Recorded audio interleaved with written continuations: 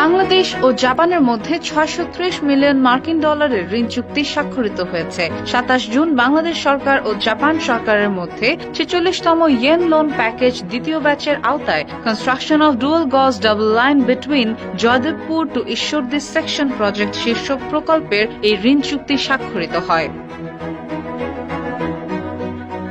অর্থনৈতিক সম্পর্ক বিভাগের NEC 2 সভাকক্ষে এই ঋণ চুক্তি স্বাক্ষরিত হয়।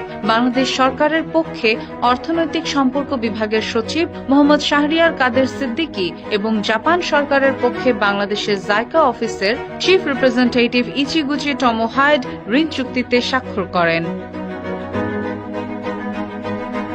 ঋণ চুক্তির আওতায় জাপান সরকার বাংলাদেশকে মোট 630 মিলিয়ন মার্কিন ডলার ঋণ সহায়তা প্রদান করবে।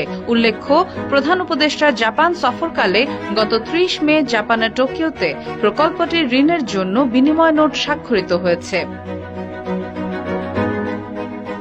এছাড়া অর্থনৈতিক সমৃদ্ধি অর্জনে বাংলাদেশ সরকারের অগ্রাধিকারের সঙ্গে সামঞ্জস্য বজায় রেখে অবকাঠামো উন্নয়ন, যোগাযোগ, বিদ্যুৎ ও জ্বালানি, কৃষি, শিক্ষা, স্বাস্থ্য ও পরিবার কল্যাণ, পানি সরবরাহ ও স্যানিটেশন, পল্লী উন্নয়ন, পরিবেশ উন্নয়ন এবং মানব সম্পদ উন্নয়ন সহ অন্যান্য খাতের প্রকল্পে ঋণ ও বিভিন্ন প্রকার অনুদান সহায়তা হিসেবে অদ্যাবধি জাপান সরকার 33.62 বিলিয়ন মার্কিন ডলারের প্রতিশ্রুতি দিয়েছে।